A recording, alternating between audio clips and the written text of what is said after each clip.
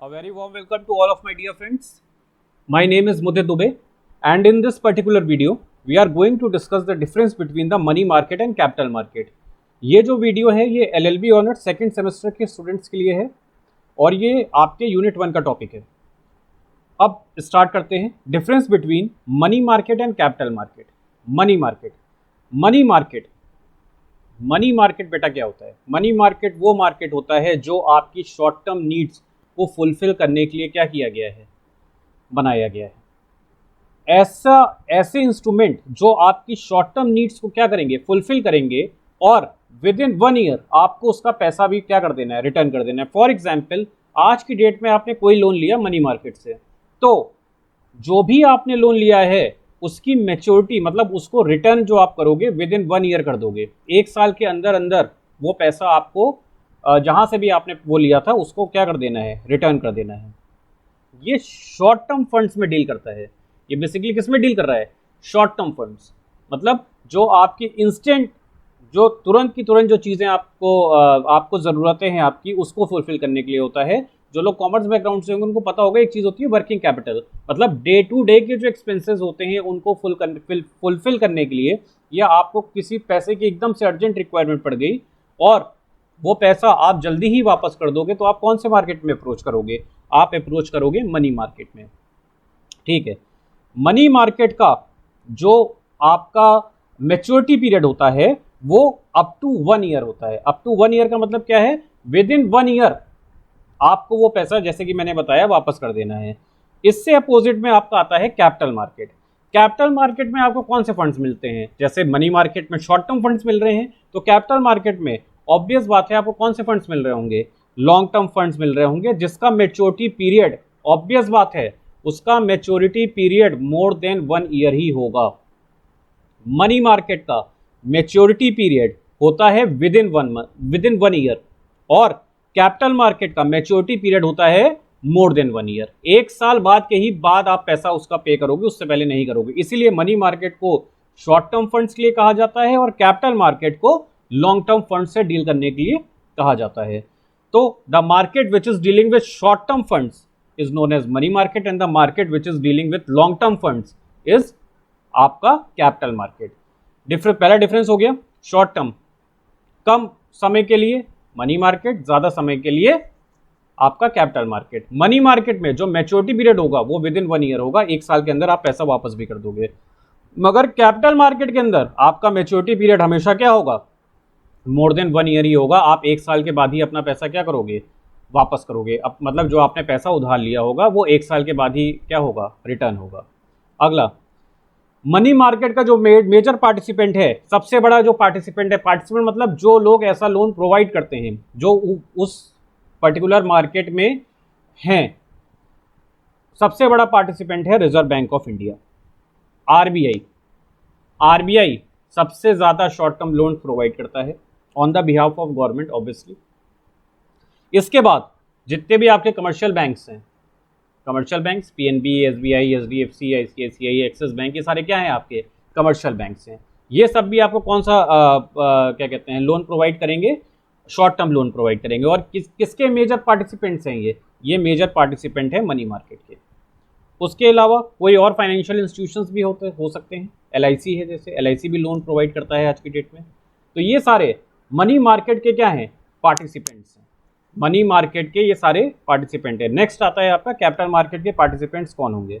Capital market के participants बेटा होते हैं फाइनेंशियल इंस्टीट्यूशंस, सेबी, जहां पे बल्क में पैसा उठाया जा रहा है, जहां पे बल्क में पैसा उठाया जा रहा है। और किस फॉर्म में पैसा उठाया जाता है? शेयर्स के फॉर्म्स में, डिबेंचर्स के फॉर्म में, जहां पे हैवी अमाउंट ऑफ, क्यों?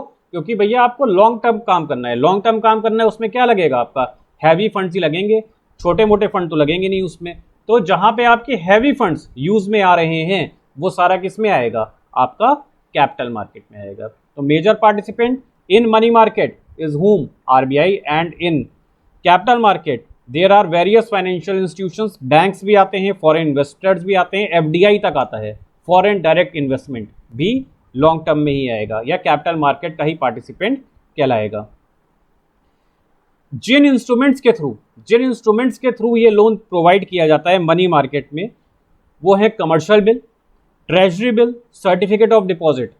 ये सारे अलग अलग इंस्ट्रूमेंट हैं जिसके थ्रू जो भी आपके लिए सुटेबल है वो वाला इंस्ट्रूमेंट आप चूज कर लीजिए और आपको लोन मिल जाएगा। वैसे ही कैपिटल मार्केट में जो इंस्ट्रूमेंट्स हैं, शेयर्स हैं, डिवेंचर्स हैं, प्रेफरेंस शेयर्स हैं, ये सारे क्या है आपके, ये इंस्ट्रूमेंट हैं। कैसे कैसे किस किस तरीके से आप अपना लोन क्या कर सकते हो, उठा सकते हो, या कहाँ कहाँ जाके आप वो लोन पा सकते हो। लास्ट आता है इन्वेस्टमेंट आउटले। मनी मार्केट में ज़्यादा सम ऑफ मनी चाहिए। क्यों? क्योंकि तुरंत के तुरंत लोगों को पैसा चाहिए आपसे। और जो आपका कैपिटल मार्केट होता है, इसमें शेयर्स की वैल्यू, शेयर्स जो होता है वो 1 रुपये से भी शुरू होता है, 1 रुपये से कम के भी शेयर्स होते हैं। तो मनी मार्केट में हैवी अमाउंट होता है, एक्सपेंसिव होते हैं थोड़े, उनका रेट ऑफ इंटरेस्ट भी ज़्यादा होता है। क्यों? क्योंकि आपको इंस्टेंट फंड चाहिए, तुरंत चाहिए, और साथ ही साथ आपको उसको रिटर्न भी जल्दी करना है, तो उसमें थोड़ा एक्सपेंसिव पड़ता है। मगर आपका कैपिटल मार्केट वो लेस एक्सपेंसिव है, वहाँ लोन तो ज़्यादा मिलेगा मगर डिनोमिनेशन बहुत छोटे छोटे होते हैं। शेयर्स की वैल्यू आप देखेंगे 1 रुपये से कम की भी शेयर्स की वैल्यू होती है कई बार। इस समय अगर आप स्टॉक एक्सचेंज देखेंगे, कई शेयर्स आपको ऐसे दिखेंगे, कम वैल्यू के शेयर्स दिखेंगे। तो आप 1 शेयर भी खरीद सकते हो, आप 2 शेयर भी खरीद सकते हो, आप 10 भी खरीद सकते हो, आप 100 भी खरीद सकते हो, वो आपके ऊपर है। मगर वो 1 शेयर की वैल्यू आपको वहां पे बता दी जाती है। तो the basic difference between money market and capital market, money market short term funds provide करेगा और कैपिटल मार्केट आपको लॉन्ग टर्म करेगा। मनी मार्केट का मेजर पार्टिसिपेंट आरबीआई है और कैपिटल मार्केट का मेजर पार्टिसिपेंट जो है वो सेबी है आपका। Instrument treasury bill, certificate of deposit, और कैपिटल मार्केट के shares, debenture and bond. Investment या एक्सपेंसिव ज़्यादा आपके मनी मार्केट के इंस्ट्रूमेंट से और कैपिटल मार्केट के कम एक्सपेंसिव हैं as compare to money market. तो आई होप आपको मनी मार्केट और कैपिटल मार्केट में डिफरेंस समझ में आ गया होगा।